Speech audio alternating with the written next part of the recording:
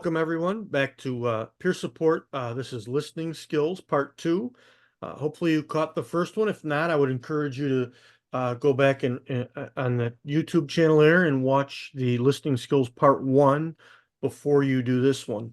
Some of the things we talk about tonight will kind of reiterate what we talked about. It'll build upon last time's visit. Just a quick reminder. My name is Tom. I'm a 30-year firefighter and 25 plus years a medic.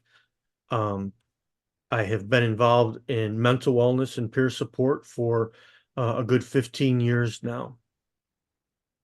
So just to kind of lay the groundwork for our listening, I think this kind of reiterates some of the stuff we talked about last training.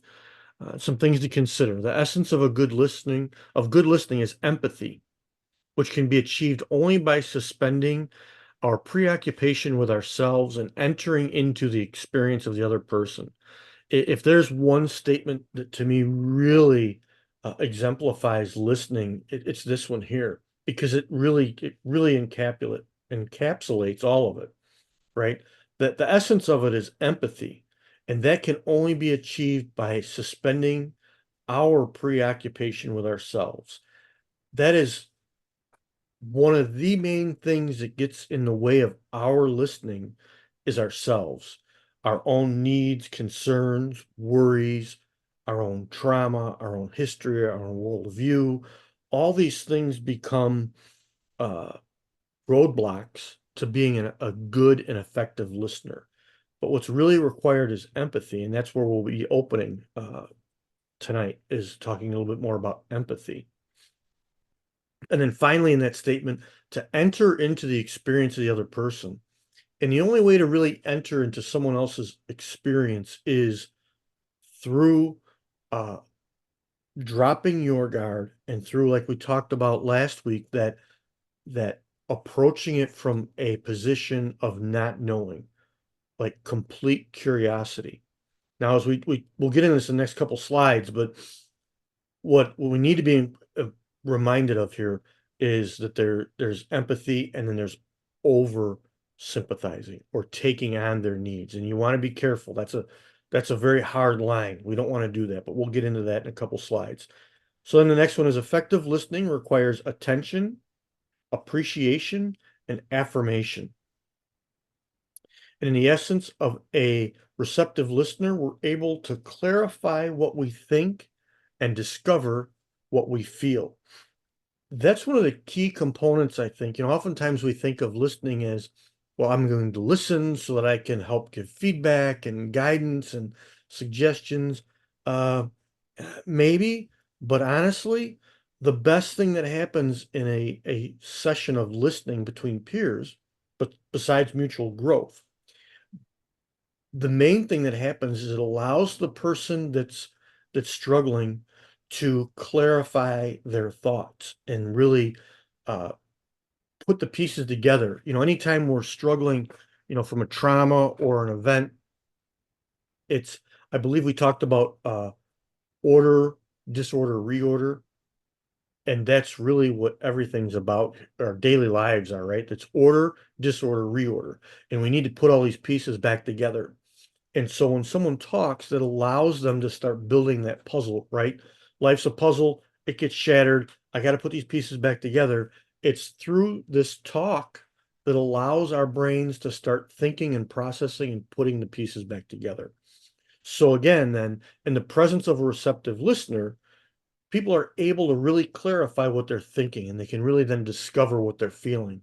Maybe they've just up till then realize it's something they need to talk about, but they bury it down because they don't want to process, don't really want to think about it. Well, now they have, and that's been done in your presence. And it's nothing that we do as a listener that's magic other than being present and attentive to what they're talking about. I got another good 2-minute video here that hopefully you'll enjoy.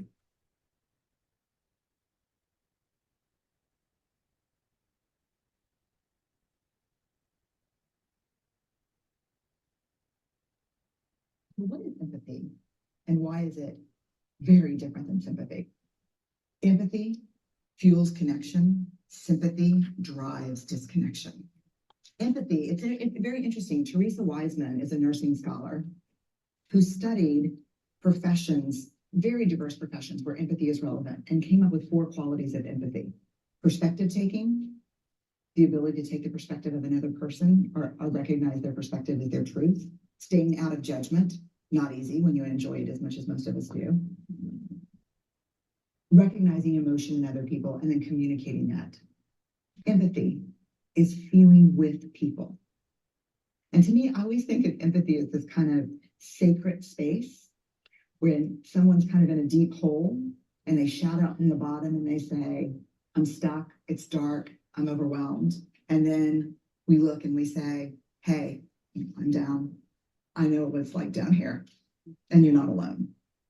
Sympathy is, ooh, it's bad, no. You want a sandwich? Um, Empathy is a choice, and it's a vulnerable choice, because in order to connect with you, I have to connect with something in myself that knows that feeling. Rarely, if ever, does an empathic response begin with at least. I had a, yeah. And we do it all the time because you know what? Someone just shared something with us that's incredibly painful, and we're trying to silver lining it. I don't think that's a verb, but I'm using it as one. We're trying to put the silver lining around it. So I had a miscarriage. At least you know you can get pregnant. I think my marriage is falling apart. At least you have a marriage. John's getting kicked out of school. At least Sarah is an A student. But one of the things we do sometimes in the face of very difficult conversations is we try to make things better. If I share something with you that's very difficult, I'd rather you say, I don't even know what to say right now. I'm just so glad you told me. Because the truth is, rarely can a response make something better. What makes something better is connection.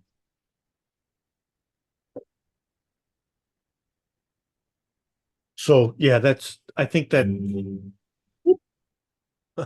okay, Brene. So yeah, I think there's a lot to that video, right? There's just so much in there. And one of the things, I don't have any slides for it, but the silver lining thing, that is really kind of a common detouring. I think we talked about detouring last time. We'll silver line it, and oftentimes when we try to silver line a problem, it's not as much that we're trying to help them as we're trying to avoid getting ourselves in the muck, right? Like, ooh, I don't want to deal with this. I'll just make it better by saying something is good, right? So that's a pretty common misstep. So to empathize or to sympathize is to feel for a person. To over-identify is to take on the feelings and characteristics of the person. And to empathize is to feel with the person, feel the problem as if it were your own, without taking it on. So again, I thought the video did a pretty good job. To sympathize is to acknowledge, but keep your distance, right? It's like putting a hand out and going, oh, wow, that sounds bad, but stay over there. A very simple way I heard it once put was uh to explain the difference between the three is you're walking along and someone's stuck in a mud puddle, right? So to sympathize is to stop and go and look and acknowledge it and go, oh wow, that looks like it's really awful, and then go on your way. To over identify would be to go, oh geez, you're in a mud puddle, let me help, and you jump in with them, and now you're both stuck, right? But to empathize is to acknowledge and understand, and then look at what can I do to help make this better? What can I do to help you? Right. And over identifying is really, it's kind of a sneaky thing because like it's difficult to explain other than this is the best I can do is, and maybe you've known someone like this. When you start sharing a problem and suddenly you realize the person you're sharing with, you now have to take care and manage their feelings. They over identify, right? So I guess the simple way to say that then would be if someone's sharing with you and then you see where they're trying to assist you, you've probably over-identified and taken on more than you should. So, slide. Listen to more than words. Less than 10% is verbal. Approximate 40% is vocal, how it's said, right? The inflection, right, in your voice. And then 50% is nonverbal. Listen to what you see. And it depends on where you look this up. They change the percentages all the time. What I'll tell you is it's a full package, right? I remember listening to someone and she talked a lot about body language. So like the body language experts would tell you, like if you see someone sitting there and their arms are crossed, they're probably a little aggravated, don't want to be there. They're frustrated, right? You see someone with their hands in the pocket, just means they're bored and disinterested. Um, maybe, right?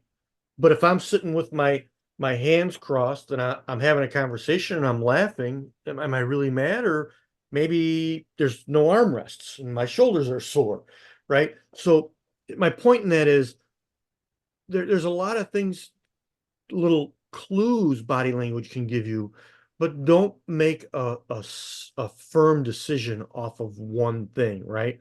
If somebody yawns once, maybe they didn't sleep well. Maybe you're a boring speaker, but also maybe they didn't sleep well, right? So again, take it as the whole package. Are they making good eye contact? Do they look nervous? Are they kind of jittery? Is their voice shaky a little bit? Is that normal for that person? So again, listen to the whole package. Don't just listen to the words, because oftentimes, especially in if there's a language barrier, it can be very difficult for people trying to speak English or vice versa, someone trying to listen, right? They may not pick up on some of the verbal cues that we just know naturally. So then listen with intent, right? It can't be automatic, it can't be faked. It takes patience and humility. We talked a lot about this last week. Like again, it's a listening is a skill.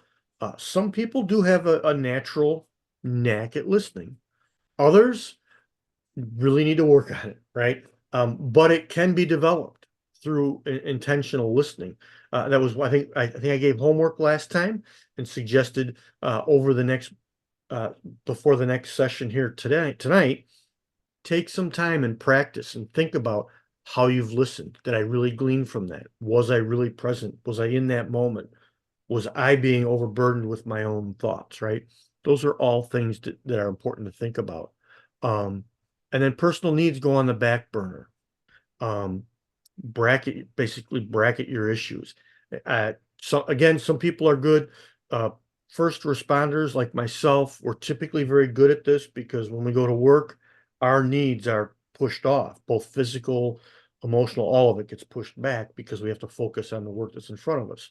I'm sure there's many other careers and people that do that similar. The important part is knowing and understanding when you do that and when you should and when you shouldn't. That's key, right? And then the reminder is listening is the primary goal. You can't fix it. You can't fix someone else. You can listen and you can assist them and you can walk with them on that journey, but you cannot fix them. So when listening with intent, listen to the whole story, right? Remember again, last week we talked a little bit about that coming up with your answer first or judge or coming up with a judgment before. Listen to the whole story. Listen to the good, the bad, all of it. Get the facts. Ask clarifying questions. If something was difficult to understand, ask for details. Part of it might be because it's still jumbled up in their thoughts, right? And maybe they think it sounded okay, but there were missing pieces. Don't be judgmental in the questioning, but just say, hey, you mentioned XYZ.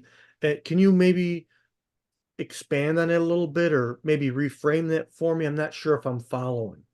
So again, you don't want to say like, hey, that didn't make sense, because that would really come across as judgmental. And now they just be second guess what they're sharing. If someone says they feel, ask them what it means. right? If they are something like I'm sad, and well, what does that mean for you? Because we all have different views of what does sad or depressed mean, right? I think one of a very clear example is if someone says, "I just don't feel like doing this anymore." What does that mean, right? Like, does that mean you're just sick of going to work? You're going to find a new job, or does that mean you're sick of life? You're tired of doing this? So again, ask those clarifying questions. A lot of times, especially in our language, people say things and we assume whatever they say has the meaning we carry with it. So you want to be sure I mean, that's actually a lot of questions you'll be asking, but especially, not on the little stuff. But again, if someone says, man, I'm just sick of this, I'm done. What do you mean sick? What do you mean sick of? And what are you done with? Right. Again, have them expand on those things. Reflect what was said using your own words. Again, it if someone says XYZ, say, hey, what I heard you say was, I heard you say you kind of talked about X and then you talked about Z, but, I'm not really sure about Y. But if you reflect it back, that allows the speaker then to hear what they said and it allows them to think it through again. So it's like a second opportunity for them to process this in one go. It can really help the peer gain better focus on what's going on, as well as you, right? Again, avoid that mind reading. Don't think about, what's going on until you have facts. And again, we kind of talked about this when asking what they mean. Careful with superimposing your worldview on the speaker.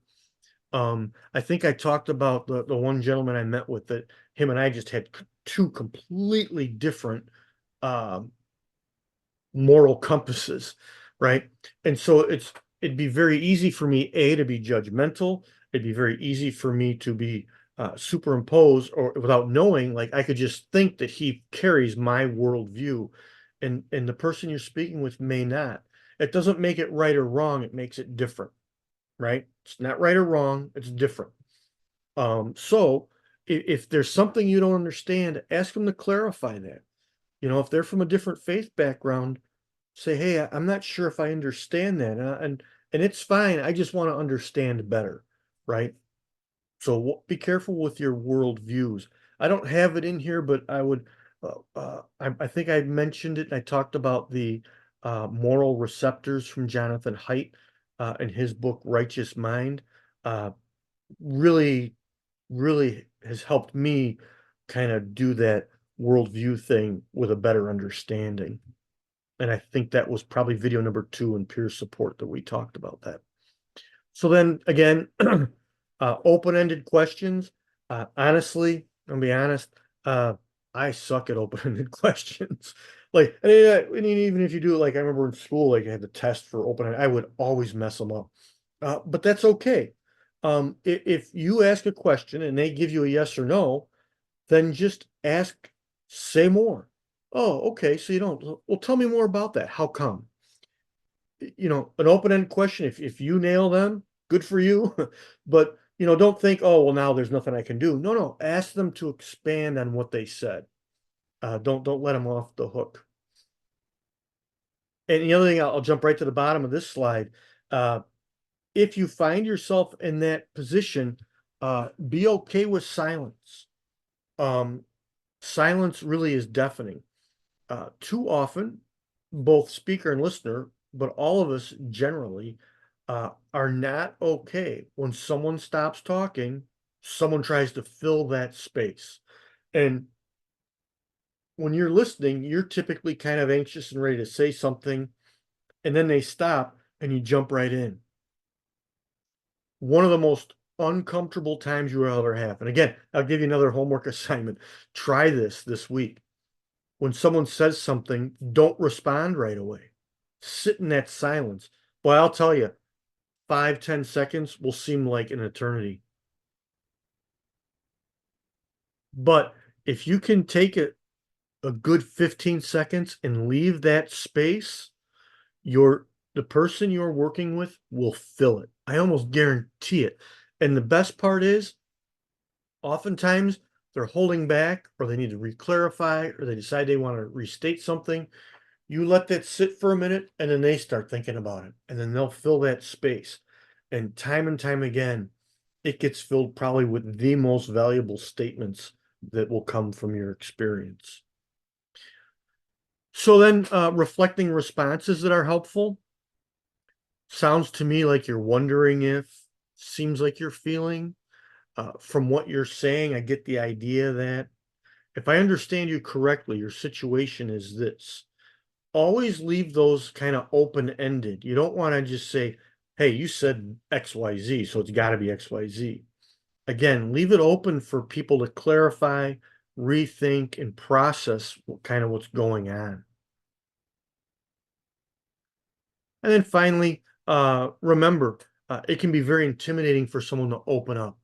So be sure to thank them for their, hey man, I'm so glad you spoke up. I really appreciate that you reached out to me. I would have felt bad if you were carrying this on your own and I could have helped, right? And then is there anything else you'd like to say or ask? Leave that open. And then again, we talked about this in the first time, but that is schedule that second meeting. I can't tell you how important this is. Follow up is critical, critical, because so often we have that one meeting and then afterwards people are thinking about other things. Maybe you talked for a half hour, an hour, and man, their life is all sunshine and roses, and man, to talk with you just helped make everything good. Um, and you know what? You can meet a second time and talk about how good it is. Have a cup of coffee and enjoy the company. But maybe it's not, right? And oftentimes it'll, again, if you think it's intimidating to ask the first time, oftentimes that's for someone to ask a second time can be, well, I don't want to burden this guy again. And if we don't schedule a time, it doesn't happen, right? What happens? Hey, let's catch up in a week. Well, a month later you see him and you're like, oh, hey, we still need to get together. Yeah, yeah, right. And it's nobody's fault. Life gets busy. I think I missed a couple months ago. We didn't do a webinar because for that very reason. I didn't set a date and I'm like, oh, I got it. Yeah. And next thing you know, like it was there. I'm like, all right, maybe this isn't the month, right? So again, scheduling that time is important for them and for you so that you get it done because there's a reason we're doing this, and that is because we genuinely in our heart want to help someone. And the best way to do that is by being consistent. With that, it wasn't a lot today, but it was really too much for one setting. Um, Again, I highly encourage you. The Lost Art of Listening is good. Um, but again, my go-to if you're only going to read one, Patrick King has some great stuff out there. And just a reminder that the Jonathan Haidt book, he's got another new one out too. I think it's a little more political this time. But The Righteous Mind is an absolute good read. With that, again, practice your skills and evaluate yourself. And I bet you'll see that over time you can actually really create a good space for listening to others. With that, I thank you for being here.